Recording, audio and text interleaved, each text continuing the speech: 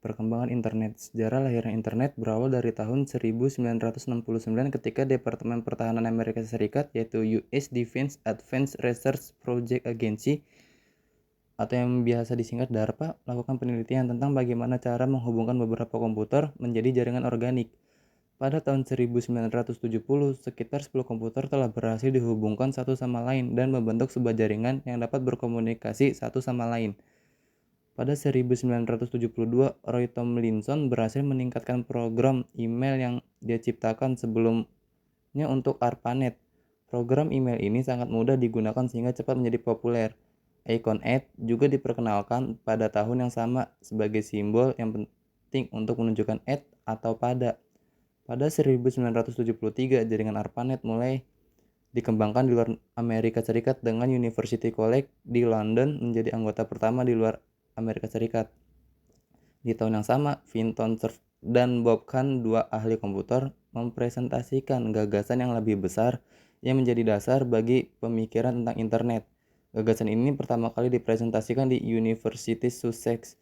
Di Indonesia, internet mulai dikenal di Indonesia pada tahun 90-an dengan sebutan Paguyuban Network yang erat dengan semangat kerjasama, kekeluargaan, dan gotong royong antara para penggunanya dibandingkan saat ini di mana suasana internet di Indonesia terasa lebih komersial dan individualitis, terutama dalam aktivitas perdagangan. Dampak positif dari internet yaitu menambah wawasan dan pengetahuan, menjadi media komunikasi, mudah mencari lowongan pekerjaan. Sedangkan dampak negatifnya itu pornografi, tersebaran informasi palsu, dan menampilkan kekejaman. Perkembangan email. Email sendiri merupakan suatu perangkat untuk mengirim dan menerima pesan digital melalui jaringan komputer dan internet. Di tahun 2023 ini, email sudah sangat berpengaruh di kehidupan sehari-hari manusia. Selain untuk mengirim pesan, email juga sering digunakan untuk memverifikasi akun pemilik ponsel. Email ditemukan oleh Raymond Tomlinson asal Amerika pada tahun 1971. Email pertama yang penting saat itu digunakan oleh Ratu Elizabeth II yang mengirim email melalui ARPANET dari Royal Signals and Radar Establishment di Inggris pada 26 Maret 1976. Kemudian kampanye yang pertama kali menggunakan email adalah kampanye Presiden Jimmy Carter pada musim gugur tahun 1976. Manfaat email yaitu untuk mengirim pesan, mendaftar PayPal, dan mendaftar akun sosmed. IoT, Internet of Things, mengacu pada jaringan kolektif perangkat yang terhubung dengan teknologi yang memfasilitasi komunikasi antara perangkat dan cloud, serta antar perangkat itu sendiri. Berkat hadirnya chip komputer murah dan telekomunikasi bandwidth tinggi, kita sekarang memiliki miliaran perangkat yang terhubung ke internet. Ini berarti perangkat setiap hari seperti sikat gigi, penyedot debu, mobil, dan mesin dapat menggunakan sensor untuk mengumpulkan data dan merespon pengguna dengan cerdas. Perangkat lunak atau software adalah kumpulan beberapa perintah yang dieksekusi oleh mesin komputer dalam menjalankan pekerjaannya. Perangkat lunak ini merupakan catatan bagi mesin komputer untuk menyimpan perintah maupun dokumen serta arsip lainnya. Perangkat lunak software merupakan data elektronik yang disimpan sedemikian rupa oleh komputer itu sendiri. Data yang disimpan ini dapat berupa program atau instruksi yang akan dijalankan oleh perintah, maupun catatan-catatan yang diperlukan oleh komputer untuk menjalankan perintah yang dijalankannya. Untuk mencapai keinginannya, tersebut dirancanglah suatu susunan logika. Logika yang disusun ini diolah melalui perangkat lunak yang disebut juga dengan program beserta data-data yang diolahnya. Pengolahan pada software ini melibatkan beberapa hal diantaranya sistem operasi, program, dan data. Software ini mengatur sedemikian rupa sehingga logika yang ada dapat dimengerti oleh mesin komputer. Embedded system adalah gabungan perangkat keras dan perangkat lunak dengan kemampuannya masing-masing perangkat, seperti mesin penjual otomatis, kamera, mobil, peralatan medis merupakan contoh embedded system. Embedded system juga dikenal sebagai sistem yang terintegrasi karena gabungan perangkat keras dan perangkat lunak atau dikenal dengan firmware. Sistem embedded merupakan sistem komputer yang disusun secara khusus untuk tujuan tertentu demi meningkatkan fungsi suatu mesin.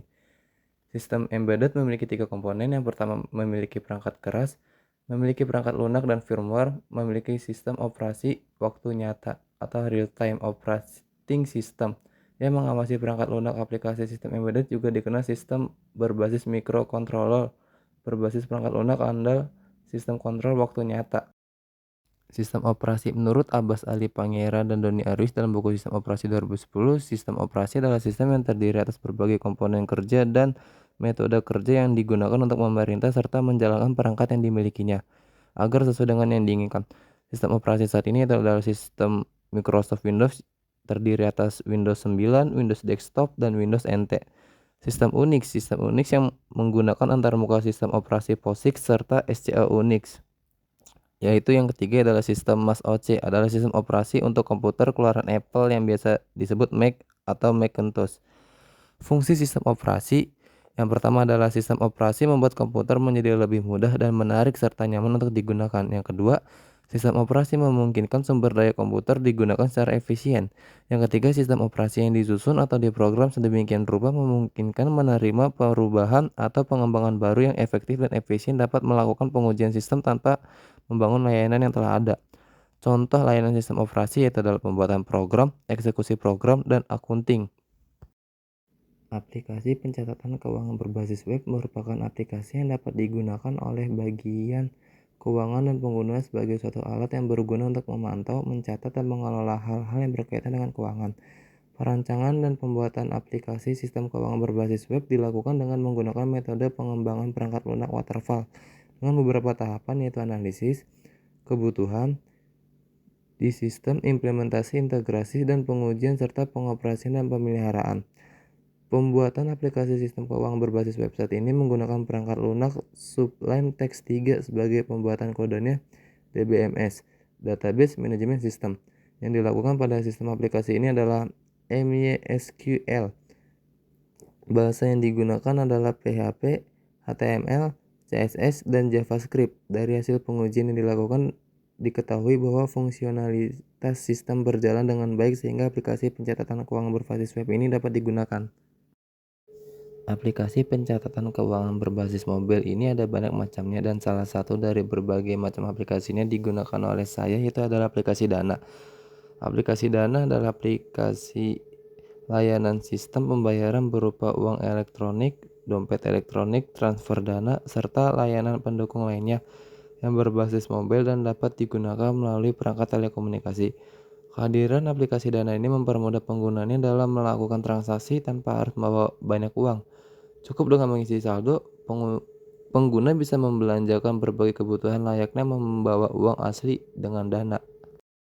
Manfaat AI dalam layanan keuangan adalah dapat meningkatkan efisiensi dan produktivitas melalui otomatisasi, mengurangi bias dan kesalahan manusia yang disebabkan oleh faktor psikologis atau emosional, dan meningkatkan kualitas dan keringkasan informasi manajemen dengan menemukan anomali atau tren jangka panjang yang tidak mudah ditangkap oleh metode pelaporan saat ini. Penerapan ini sangat membantu ketika peraturan baru seperti European Union Markets in Financial Instrument Directive 2 atau MiFID II meningkatkan tingkat tanggung jawab manajemen senior untuk meninjau dan mempertimbangkan data berkualitas lebih tinggi dari dalam perusahaan. JavaScript merupakan bahasa pemrograman yang digunakan untuk menambahkan interaksi dan dinamika pada halaman web. JavaScript dapat digunakan untuk membuat aplikasi web sederhana atau aplikasi web yang kompleks seperti aplikasi web single page atau aplikasi web progresif. JavaScript juga dapat digunakan untuk mengembangkan aplikasi mobile dengan menggunakan framework seperti React Native atau Ionic. Bahasa Cpagar adalah bahasa pemrograman yang digunakan untuk pengembangan aplikasi desktop, aplikasi web, aplikasi mobile, atau game. Cpagar dikembangkan oleh Microsoft dan dapat digunakan dengan framework .NET. Cpagar memiliki sintaks yang mirip dengan Java dan memungkinkan pengembangan aplikasi yang kompleks dengan menggunakan fitur-fitur seperti OOP, Object Oriented Programming, Exception Handling, atau Generics. Bahasa pemrograman yang digunakan untuk pengembangan aplikasi sistem, game, atau aplikasi yang memerlukan performa tinggi adalah bahasa C++. Apa itu bahasa C++? Bahasa C++ merupakan bahasa tingkat tinggi yang dapat digunakan untuk mengakses fitur-fitur bahasa tingkat rendah. C++ juga memiliki fitur-fitur seperti OOP, Exception Handling, atau template. SQL adalah bahasa pemrograman yang digunakan untuk data science karena memiliki kemampuan untuk mengambil data dari database dan memanipulasinya. SQL sangat bermanfaat dalam data ulang-link dan data cleaning. Java adalah bahasa pemrograman yang digunakan untuk pengembangan aplikasi desktop, aplikasi web, aplikasi mobile, atau aplikasi embedded termasuk ke dalam Java. Bahasa pemrograman Java menggunakan konsep write once, run everywhere yang memungkinkan aplikasi yang ditulis dalam Java dapat dijalankan di berbagai platform tanpa perlu mengubah kode. Java juga memiliki keamanan yang baik dan fitur-fitur yang memungkinkan pengembangan aplikasi yang kompleks. Awal lahirnya komputer. Komputer pertama kali ditemukan pada 1822 oleh seorang ahli matematika asal Inggris, Charles Babbage. Mulanya Babbage bermaksud untuk menciptakan sebuah mesin hitung bertenaga uap yang dapat menghitung tabel angka. Mesin tersebut kemudian ia beri nama Difference Engine 0 dan digadang-gadang sebagai komputer pertama di dunia. Bentuk Difference Engine 0 sendiri sangat jauh berbeda dari kebanyakan model komputer modern saat ini. Meski demikian, prinsip kerja yang dimiliki mesin tersebut sama seperti komputer modern, yakni mampu melakukan perhitungan angka alias komputasi. Hingga pada tahun 1890, seorang penemu bernama Hermann Hollerith merancang sebuah sistem kartu yang mampu menghitung hasil sensus as yang dilakukan pada tahun 1880.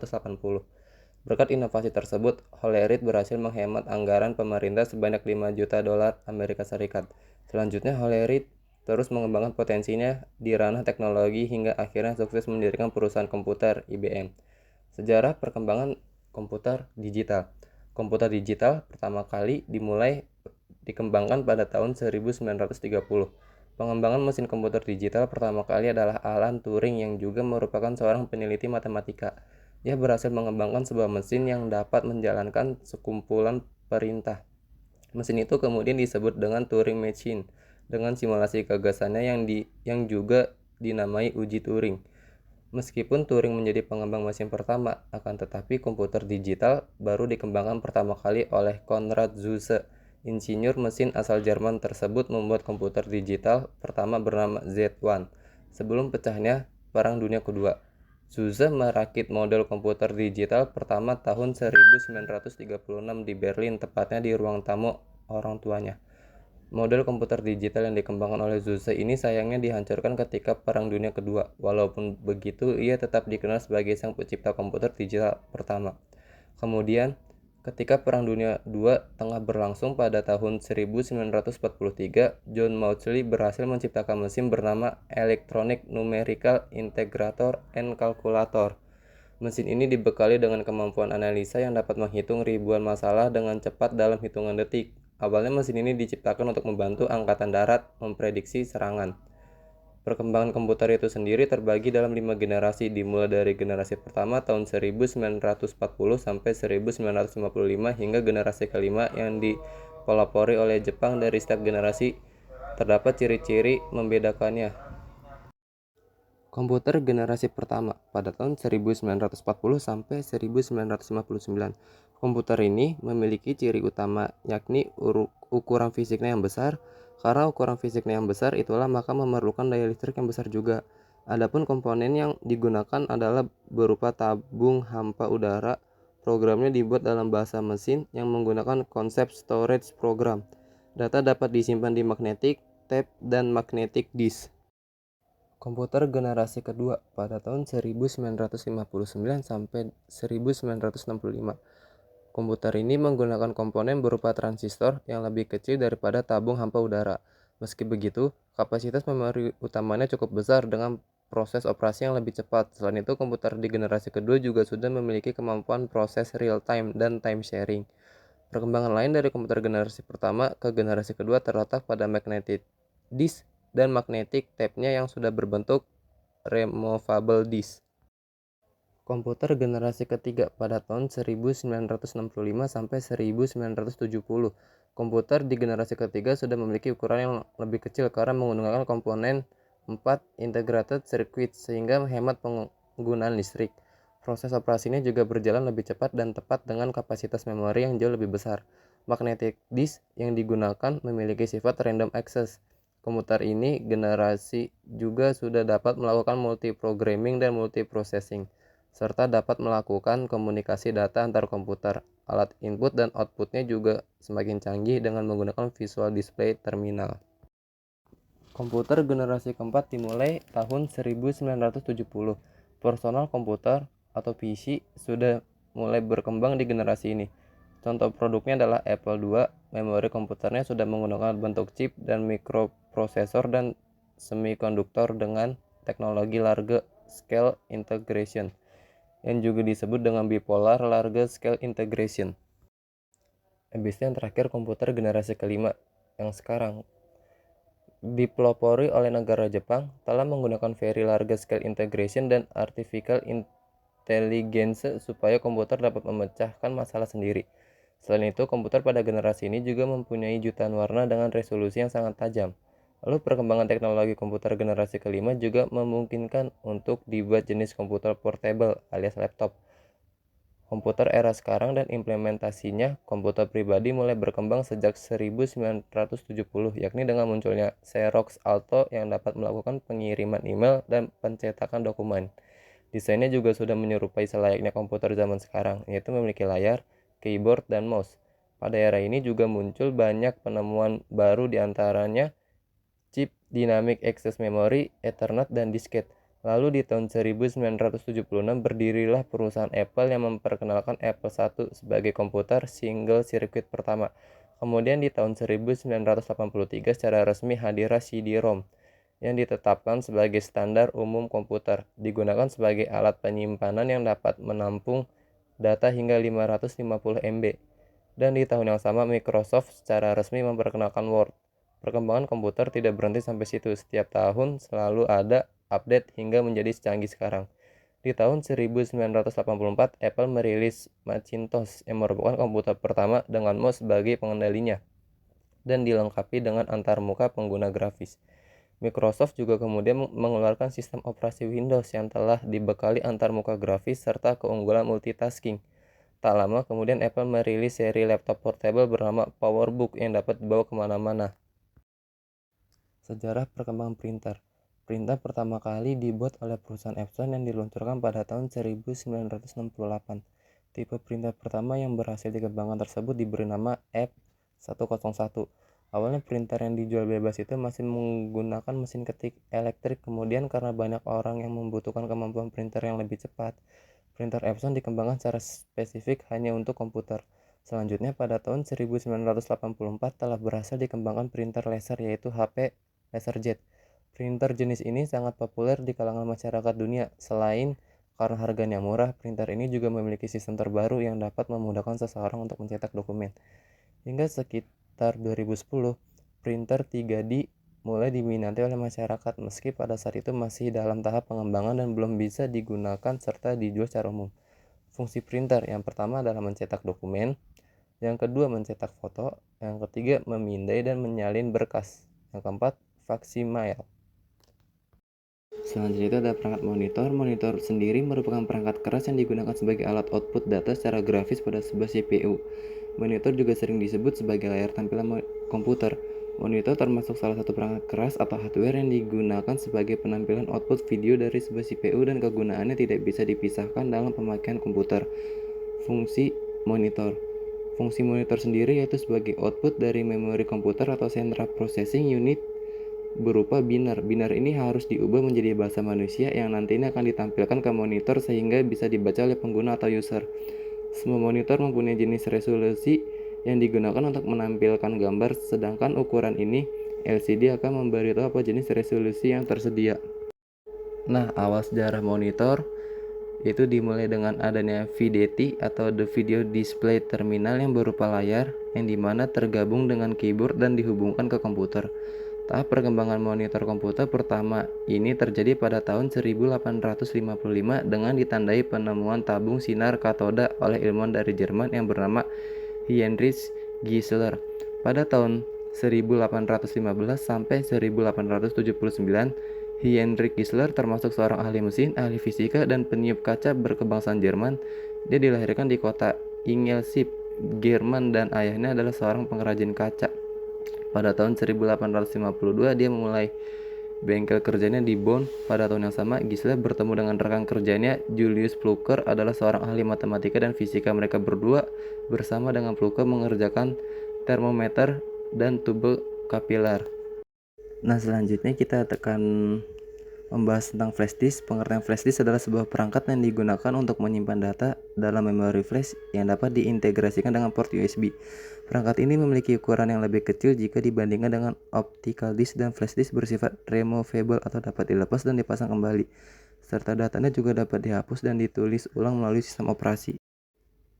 Nah, secara flash disk dibuat oleh salah satu ahli teknologi bernama Fuji Masaoka.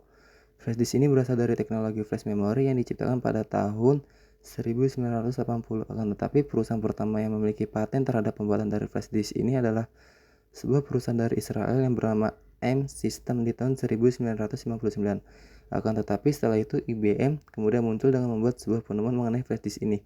IBM kemudian berhasil menjadi produsen pertama untuk flash disk di tahun 2000 di Amerika Serikat. Pada masa ini, ukuran dari flash disk yang dijual oleh IBM hanya berukuran 8 MB. Setelah itu, ada banyak perusahaan yang kemudian membuat inovasi dalam hal bentuk dari USB ini. Tidak sedikit juga perusahaan yang kemudian mengajukan tuntutan satu sama lain untuk memperebutkan hak paten dari pembuatan flash disk yang saat ini digunakan secara luas di seluruh dunia. Di tahun 2002, teknologi untuk flash disk ini berkembang.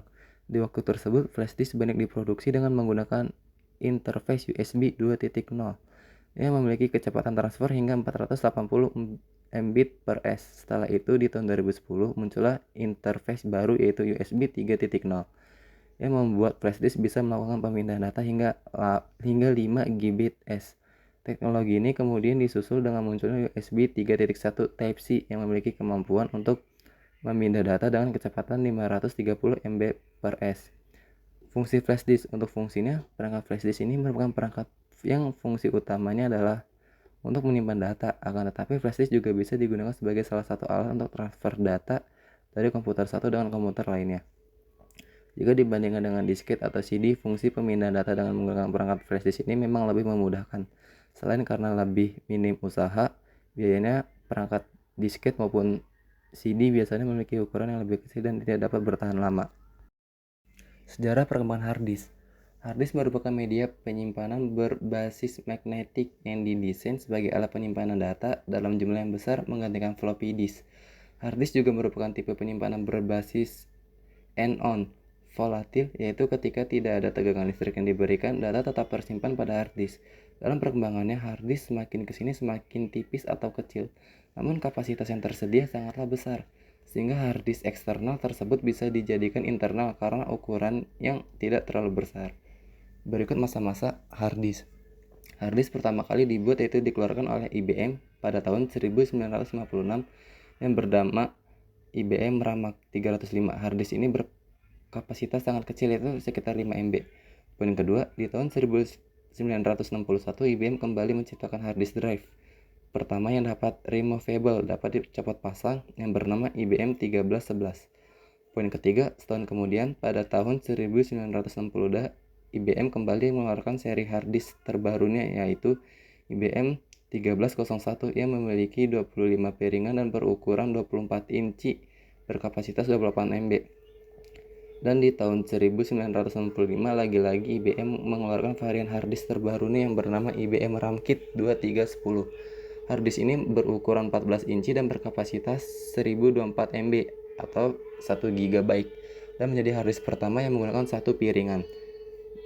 Dan selanjutnya di tahun 1979 giliran Fujitsu menciptakan hard disk yang diberi nama Fujitsu F6421 Eaglehart. Tersebut berkapasitas 446 MB, menggunakan 6 buah piringan dan berukuran 10.5 inci. Di tahun yang sama, Seagate juga mengeluarkan hard disk yang bernama ST506 dan menjadi yang pertama berukuran 5,25 inci, kapasitasnya sekitar 5 MB. Di tahun 1981, Sony memperkenalkan disket drive pertama yang dikeluarkan 3,5 inci dengan diberi kode seri 0A D30V yang berkapasitas 0.4375 MB. Nah, fungsi hard disk itu sangat vital sebagai tempat menyimpan segala macam data, file, serta dokumen virtual seperti doc, PDF, MP3, dan lain-lain. Dengan fungsi hard disk dalam menyimpan berbagai file tersebut, maka bisa dibilang hard disk adalah nyawa bagi seorang pengguna dalam komputernya. Dan di sini kita akan membahas LAN atau Local Area Network adalah suatu jaringan komputer yang hanya mencakup wilayah lokal saja. Artinya jaringan ini hanya dapat digunakan oleh pengguna di area LAN. LAN menghubungkan perangkat ke jaringan internet melalui perangkat jaringan sederhana. Dalam jaringan LAN biasanya ditemukan kabel UTP, hub, switch, maupun router. Contoh dari jaringan ini adalah komputer-komputer di sekolah, perusahaan, atau warung internet. Jaringan pada area yang terbatas tersebut biasanya merupakan jaringan LAN. Sebagai jaringan dengan area lokal, mempunyai beberapa karakteristik yang mudah diidentifikasi. Berikut adalah beberapa di antaranya. Yang pertama, tidak menggunakan jaringan telekomunikasi dari operator tambahan. Kedua, jaringan LAN biasanya digunakan untuk kepentingan pribadi. Ketiga, administrasi pada jaringan LAN dilakukan melalui administrasi lokal. Dan yang keempat, di dalam jaringan LAN biasanya terdapat satu komputer yang berfungsi sebagai server yang bertugas untuk mengatur sistem agar berjalan normal. Fungsi LAN. Fungsi LAN yaitu yang pertama menghubungkan dua komputer atau lebih. Kedua, memindahkan file dari satu komputer ke komputer lainnya. Yang ketiga, sharing printer. Yang keempat, line chatting. Kelima, remote komputer. Kelebihan dan kekurangan LAN. Kelebihan LAN yaitu yang pertama, karena jangkauannya yang hanya mencakup area kecil, LAN tidak akan menguras terlalu banyak biaya. Selain itu, kabel yang digunakan pun tidak terlalu panjang. Ini akan lebih menghemat biaya. Terus yang kedua, melalui LAN, koneksi transfer data antar moda akan cepat berlangsung dengan cepat. Dan yang ketiga, jaringan LAN tidak membutuhkan operator telekomunikasi untuk dapat membuat jaringan. Kekurangan LAN, luas wilayah koneksi terbatas. Hal ini karena LAN hanya mencakup area lokal saja. Yang kedua, kita akan membahas MAN atau Metropolitan Area Network adalah suatu jaringan komputer yang dapat mencakup area yang lebih luas dan menggunakan teknologi yang lebih canggih dari LAN. Jaringan MAN merupakan gabungan dari beberapa jaringan LAN yang mana menjangkau hingga 10 sampai dengan 50 km. Jaringan MAN cocok dipakai untuk membangun jaringan antar perkantoran atau instansi yang masih dalam satu kota. Biasanya MAN dipakai untuk menghubungkan beberapa lokasi seperti perkantoran, kampus, pemerintah, dan sebagainya. MAN digunakan karena kecepatan transfer data yang dinilai tinggi dan proses instalasi yang tidak terlalu rumit. Di dalam MAN dibutuhkan operator telekomunikasi yang akan menjadi perhubungan antar jaringan komputer. MAN sendiri mempunyai karakteristik sebagai berikut. Yang pertama, meliputi area yang lebih luas dari LAN, yakni 10-50 km. Yang kedua, MAN bertindak sebagai jaringan berkecepatan tinggi sehingga memungkinkan untuk berbagi sumber daya daerah. Hal ini pun sering digunakan untuk menyediakan koneksi bersama. Yang ketiga, sekalipun MAN lebih besar dari LAN, teknologi yang dipakai biasanya sama dengan LAN. Yang keempat, MAN hanya memiliki sebuah atau dua buah kabel dan tidak memiliki elemen switching yang berfungsi untuk mengatur paket melalui beberapa output. Fungsi dari MAN. Jaringan MAN mempunyai fungsi untuk memenuhi kebutuhan internet pada suatu buah perusahaan. MAN akan mempermudah pembagian dan penerimaan data maupun informasi. Terlebih lagi, pemusatan data pada MAN akan lebih dilakukan. Melakukan jaringan MAN, sebuah perusahaan dapat melakukan kegiatan bertukar informasi baik melalui video conference, email, maupun chat yang dilakukan secara real time dengan memakai bandwidth lokal. Kelebihan MAN. Yang pertama, MAN mempunyai area jangkauan yang lebih luas dibandingkan LAN. Hal ini karena MAN dapat mencakup lingkup satu kota. Hal ini membuat komunikasi dengan jaringan MAN menjadi lebih efisien. Yang kedua, jaringan MAN dipakai untuk mempermudah urusan bisnis. Keamanan berkomunikasi dengan jaringan MAN pun juga dinilai lebih terjaga. Yang ketiga, memiliki kecepatan transfer data yang tinggi. Kekurangan MAN, jaringan MAN sangat mungkin untuk dirusak oleh orang yang tidak bertanggung jawab demi keuntungan pribadi atau tujuan lainnya. Yang kedua, apabila terjadi kerusakan pada jaringan MAN, waktu yang diperlukan untuk memperbaikinya akan cukup lama. Selanjutnya kita akan membahas WAN atau Wide Area Network. Adalah jaringan komputer yang luas cakupannya dapat mencapai suatu negara bahkan benua. Jaringan ini merupakan gabungan dari LAN dan MAN yang wilayahnya dipisahkan secara geografis. Membangun jaringan WAN membutuhkan kabel serat optik atau fiber optik, kabel telepon, atau bisa juga menggunakan satelit. Oleh karena jangkauan yang luas, membuat WAN memerlukan biaya yang sangat besar. WAN mempunyai transmisi kecepatan mulai dari 2 Mbps, 34 Mbps, 45 Mbps, 155 Mbps, hingga 625 Mbps. Faktor yang menjadi pengaruh desain dan performa jaringan ini ada pada siklus komunikasi semacam jaringan telepon atau satelit. Jaringan WAN memiliki karakteristik sebagai berikut. Umumnya digunakan untuk menghubungkan perangkat-perangkat yang tidak dapat dihubungkan melalui jaringan LAN maupun MAN. Hal ini membuat WAN digunakan secara luas. Yang kedua, area jangkauan WAN sangat luas. Oleh karena itu, biasanya dalam WAN akan melibatkan operator telekomunikasi. Tujuannya adalah agar perangkat-perangkat dalam jaringan WAN dapat melakukan komunikasi satu sama lain. Yang ketiga, jaringan WAN dapat melakukan pertukaran paket data atau frame antar router atau switch dan jaringan LAN yang sudah dibangun. Fungsi WAN yang pertama, membuat arus komunikasi menjadi lebih mudah dan cepat. Yang kedua, mengintegrasikan jaringan LAN dan MAN. Yang ketiga, menghemat biaya operasional. Yang keempat, pengiriman data yang cepat. Yang kelima, terhindar dari miskomunikasi. Kelebihan WAN yang pertama adalah WAN memungkinkan pengguna untuk berbagi informasi atau file melalui area yang lebih besar, hingga mencapai antar benua. Yang kedua, semua orang yang terdapat pada jaringan WAN akan dapat menggunakan data yang sama. Yang ketiga, WAN mempunyai sistem jaringan yang luas dan besar sehingga mampu menjangkau negara, benua, bahkan seluruh dunia. Kekurangan WAN yang pertama, karena jangkauan yang sangat luas, sangat wajar jika WAN membutuhkan biaya operasional yang sangat tidak sedikit. Yang kedua, dari segi pengaturan atau penyetingan, jaringan WAN lebih sulit dan rumit. Alat-alat yang diperlukan untuk membangun jaringan ini juga tidak murah. Yang ketiga, jaringan WAN membutuhkan keberadaan firewall demi membatasi pengguna ilegal yang masuk. Selain itu, langkah ini juga bertujuan untuk membatasi user yang ingin mengganggu jaringan. Selanjutnya kita akan membahas PAN atau Personal Area Network. Adalah sebuah jaringan yang dipakai untuk berkomunikasi jarak dekat antar perangkat pribadi. Jaringan ini melibatkan beberapa perangkat elektronik pribadi seperti smartphone, PC, dan sebagainya. Karena jangkauan yang sangat dekat, kurang lebih 10 meter, tentu PAN ini sangat berbeda jauh bila disanding dengan WAN yang jangkauannya sangat luas. Mengingat perbedaan antara PAN dan WAN adalah dari segi jangkauannya. Menariknya, PAN dapat berupa jaringan nirkabel maupun kabel disebut dengan WPAN. Sekarang, sebagian besar perangkat menggunakan WPAN untuk saling terhubung dan berkomunikasi. Sama seperti PAN, WPAN juga hanya memiliki jangkauan yang kecil. Hanya saja, satu hal yang membedakannya adalah WPAN tidak harus menggunakan kabel untuk saling terhubung. Bluetooth adalah salah satu protokol nirkabel pada PAN. Jangkauannya hanya efektif pada jarak tak lebih dari 10 meter. Untuk versi nirkabel, PAN menggunakan beberapa metode seperti Bluetooth, Wi-Fi, IRDA, sedangkan untuk jaringan kabel, PAN dapat menggunakan USB, dapat saling terhubung. Selain itu, berbagai perangkat yang terhubung dalam PAN dapat terhubung pada jaringan LAN loh. Meskipun demikian, ketika ingin terhubung ke internet, hanya komputer yang dapat tersambung secara langsung. Hal ini terjadi karena faktor dari PAN yang tidak menyertakan router, sehingga tidak dapat terhubung ke internet secara langsung. Fungsi PAN pertama, PAN berfungsi sebagai pusat dan titik awal dari sebagai perangkat untuk dapat saling terhubung dari jarak dekat, misalnya smartphone dengan PC dan smartphone dengan speaker Bluetooth dan sebagainya. Yang kedua, PAN juga berfungsi untuk melakukan komunikasi maupun transmisi data dengan jarak yang dekat. Karakteristik PAN yang pertama, merupakan jaringan komunikasi dengan jangkauan jarak dekat. Yang kedua, dapat terhubung ke internet menggunakan WPAN. Yang ketiga, perangkat yang dapat digunakan sebagai PAN adalah Bluetooth, keyboard, mouse, dan mouse wireless. Yang keempat, tidak memerlukan daya yang besar dan biaya yang besar.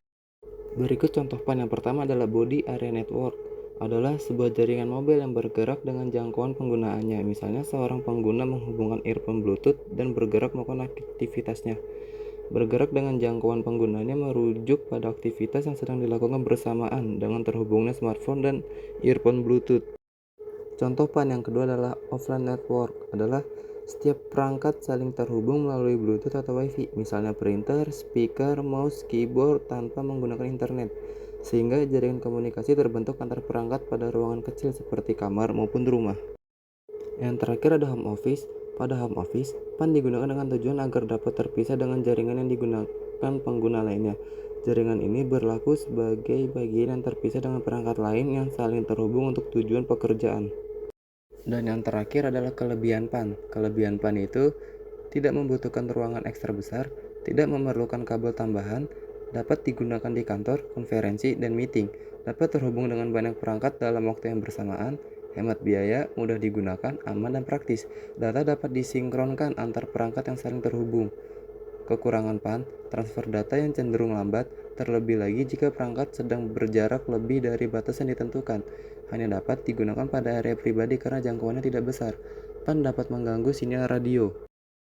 Nah, selanjutnya kita akan membahas broadband internet. Broadband internet adalah jenis layanan internet yang menawarkan koneksi internet yang lebih cepat dan stabil dibandingkan dengan jenis layanan internet yang lainnya.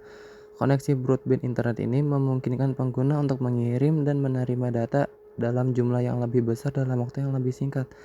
Teknologi yang digunakan dalam broadband internet juga memungkinkan pengguna untuk melakukan berbagai aktivitas online seperti streaming video, video call, gaming online, dan lain-lain. Sebagainya tanpa gangguan yang sering terjadi pada jenis layanan internet yang lebih lambat. Oleh karena itu, broadband internet menjadi pilihan utama bagi banyak orang untuk memenuhi kebutuhan koneksi internet yang cepat dan stabil. Fungsi broadband internet meningkatkan produktivitas dalam dunia kerja. Broadband internet memungkinkan pengguna untuk mengakses berbagai sumber daya online seperti email, dokumen, aplikasi bisnis, dan lain sebagainya.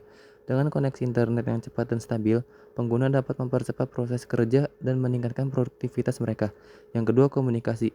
Broadband internet memungkinkan pengguna untuk berkomunikasi dengan orang lain melalui berbagai aplikasi online seperti email, video call, dan media sosial.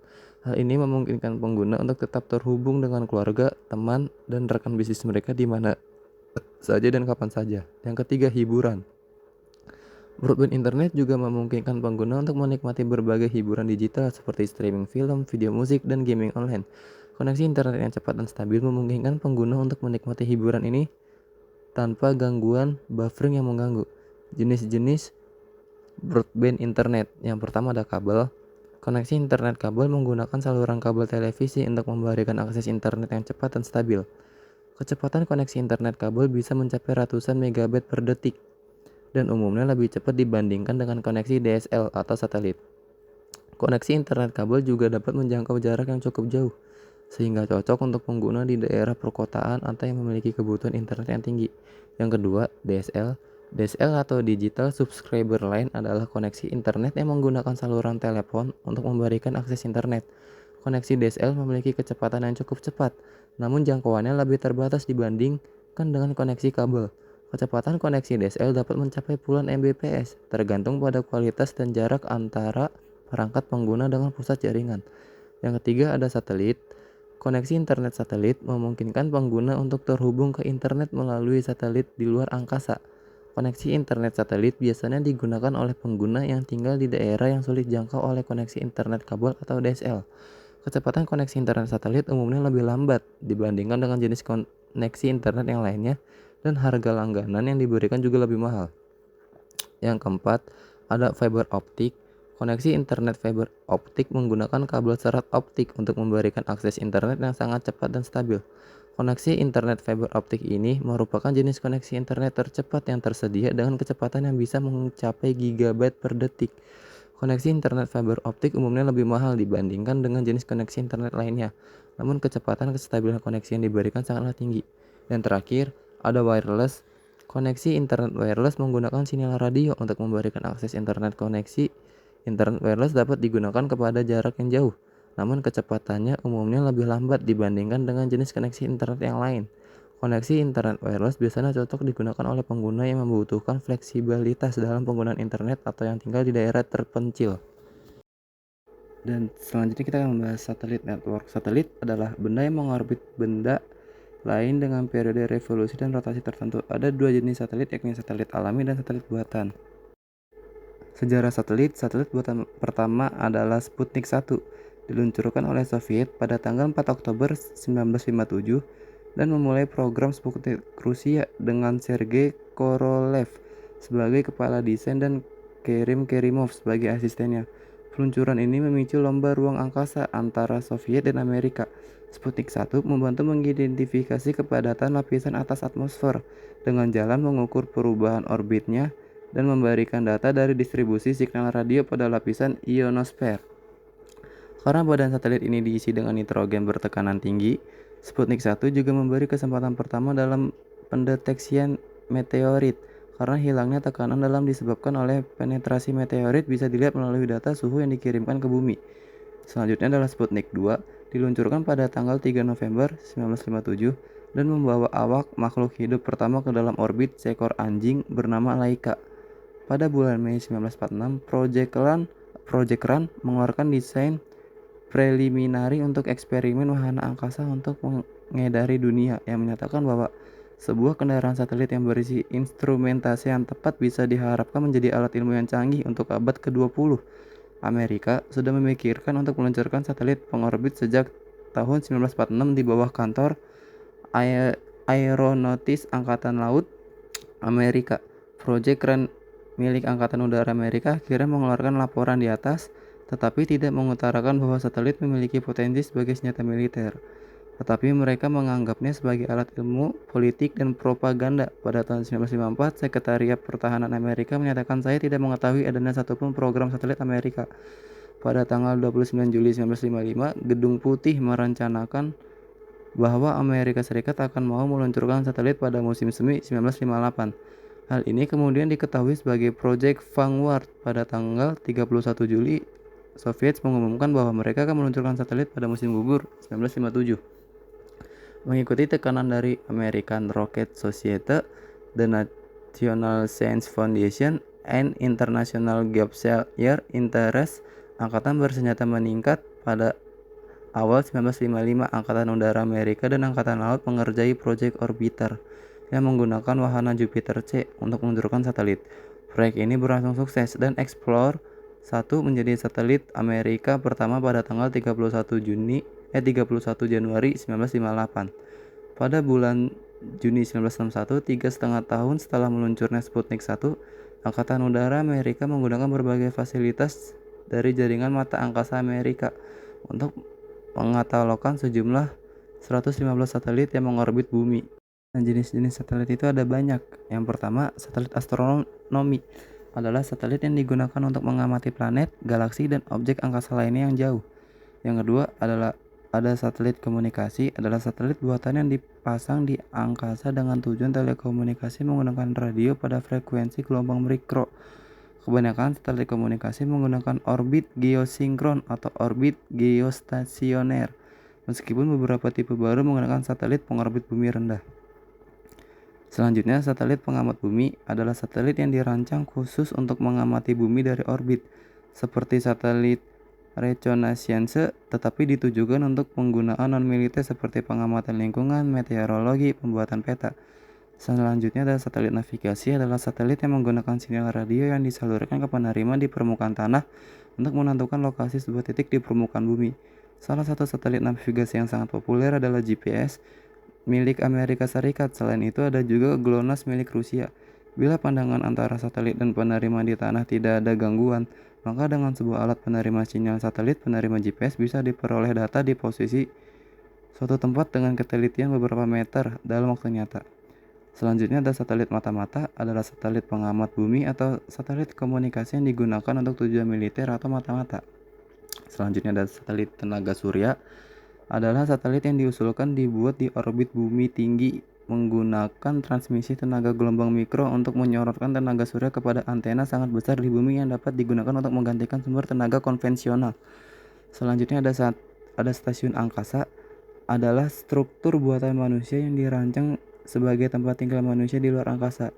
Stasiun luar angkasa dibedakan dengan wahana antariksa lainnya oleh ketiadaan propulsi wahana antariksa utama atau fasilitas pendaratan, dan kendaraan lain digunakan sebagai transportasi dari dan ke stasiun. Stasiun angkasa dirancang untuk hidup jangka menengah di orbit untuk periode mingguan, bulanan, atau bahkan tahunan. Satelit cuaca adalah satelit yang digunakan untuk mengamati cuaca dan iklim bumi. Satelit miniatur adalah satelit yang ringan dan kecil. Klasifikasi baru dibuat untuk mengkategorikan satelit-satelit ini. Satelit mini 500-200 kg, satelit mikro di bawah 200 kg, dan satelit nano di bawah 10 kg. Nah, selanjutnya ada observatorium angkasa, adalah segala alat yang berada di luar angkasa yang digunakan untuk mengamati planet, galaksi, dan benda planet lainnya. Beberapa observatorium telah diluncurkan ke orbit dan kebanyakan telah memperluas pengetahuan kita tentang kosmos. Pengamatan astronomi dari bumi dibatasi oleh pemfilteran dan gangguan radiasi elektromagnetik karena atmosfer bumi. Oleh karena itu, mengirim observatorium ke luar angkasa sangat diperlukan. Sebagaimana sebuah teleskop mengorbit bumi di luar atmosfer, dia tidak kena oleh twinkling atau polusi cahaya dari sumber cahaya buatan di bumi. Beberapa teleskop landas bumi seperti teleskop Keck 1 dan 2, Very Large Telescope, dapat menghilangkan efek turbulensi atmosfer dengan bantuan optik adaptifnya. Astronomi berbasis angkasa bahkan lebih penting untuk menjangkau frekuensi yang berada di luar jendela optik dan jendela radio. Kedua, rentang panjang gelombang dari spektrum elektromagnetik yang tidak berkurang oleh atmosfer.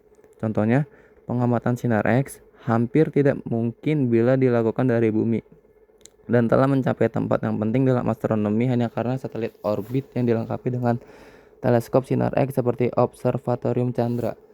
Observatorium angkasa umumnya dibagi menjadi dua kelas, misi memetakan seluruh langit dan observatorium yang membuat pengamatan bagian tertentu dari langit. Banyak observatorium angkasa telah menyelesaikan misinya dan lainnya masih beroperasi.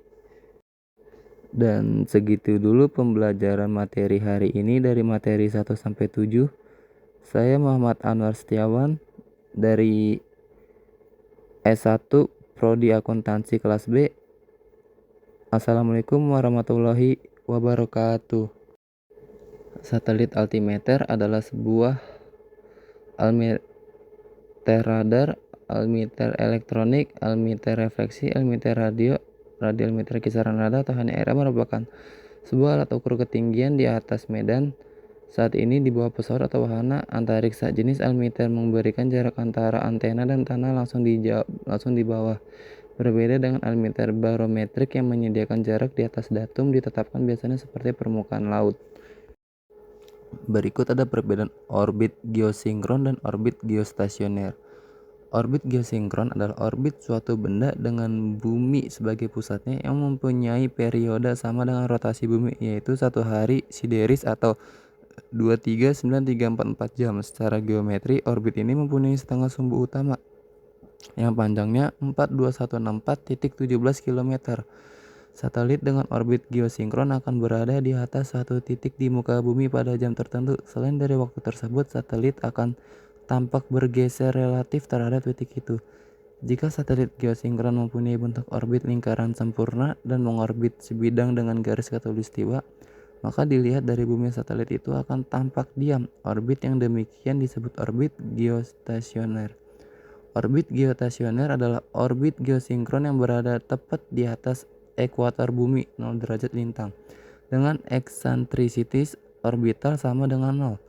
Dari permukaan bumi, objek yang berada di orbit geostasioner akan tampak diam di angkasa karena periode orbit objek tersebut mengelilingi bumi sama dengan periode rotasi bumi. Orbit ini sangat diminati oleh operator-operator satelit buatan, termasuk satelit komunikasi dan televisi, karena letaknya konstan pada lintang 0 derajat. Lokasi satelit ini hanya dibedakan oleh letaknya di bujur bumi. Orbit polar. Orbit polar adalah satelit yang mengorbit pada orbit polar, merupakan satelit yang mempunyai inklinasi sebesar 90 derajat dari orbit geostasioner. Satelit berorbit polar sangat bermanfaat untuk mengamati permukaan bumi karena satelit mengorbit dalam arah utara sampai selatan dan bumi berputar dalam arah timur sampai barat. Maka satelit berorbit polar akhirnya akan dapat menyapu seluruh permukaan bumi. Karena alasan tersebut, maka satelit pemantau lengkungan global seperti satelit Indraja dan satelit cuaca umumnya menggunakan orbit polar. Selanjutnya ada orbit eliptikal. Satelit dengan orbit elips merupakan satelit yang mengorbit dengan bentuk orbit yang elips terhadap bumi. Dengan bentuk orbit yang elips tersebut maka menghasilkan suatu jarak yang tidak sama pada setiap posisi dengan permukaan bumi. Bentuk orbit eliptikal pada sebuah satelit dapat ditunjukkan pada gambar di bawah ini. Pada satelit dengan orbit eliptikal maka akan terjadi suatu posisi terjauh dari permukaan bumi dan satu posisi terdekat dari permukaan bumi. Posisi terjauh dari permukaan bumi dinamakan dengan posisi apogi. Posisi terdekat dengan permukaan bumi dinamakan dengan posisi perigi. Keutamaan dari orbit elips pada lingkup daerah-daerah kutub yang dapat diabaikan diperlukan untuk daerah-daerah terpencil dan jauh dalam suatu negara. Periode rotasi sekitar 5-12 jam dan terlihat langsung dari stasiun bumi sekitar 2-4 jam tiap hari. Orbit ini digunakan untuk keperluan satelit komunikasi, misalnya satelit Telstar. Selanjutnya ada kecepatan orbit. Untuk satelit dalam orbit lingkaran, hubungan antara kecepatan orbital dan ketinggian ketat. Tugas roket peluncuran satelit adalah untuk melepaskan satelit pada tempat yang layak di luar angkasa dengan kecepatannya yang sesuai dengan arah gerakan untuk masukkan ke dalam orbit yang diinginkan. Bagaimana satelit tetap di orbit dapat berpikir tentang dua setara cara baik yang menjelaskan hubungan antar ketinggian satelit dan kecepatan. Gerak satelit dapat dilihat sebagai menciptakan gaya sentrifugal yang menantang daya tarik gravitasi. Sebagai contoh, bayangkan melampirkan objek ke steering dan berayun dalam lingkaran. Tujuannya menarik keluar terhadap steering dan bahwa kekuatan luar gaya sentrifugal menjadi lebih besar semakin cepat ayunan objek. Pada kecepatan yang tepat, gaya sentrifuga dari satelit karena gerak mengelilingi bumi hanya menyeimbangkan tarikan gravitasi dan satelit tetap di orbit. Karena tarikan gravitasi tumbuh lebih lemah lebih lanjut, satelit adalah dari bumi. Gaya sentrifuga yang diperlukan untuk menyeimbang gravitasi juga menurun dengan jarak dari bumi. Semakin tinggi orbit satelit, semakin rendahnya orbitnya. Bergantian, satelit dapat dilihat sebagai terus jatuh menuju pusat bumi. Namun karena satelit juga bergerak sejajar dengan permukaan bumi, bumi terus kurva jauh dari satelit.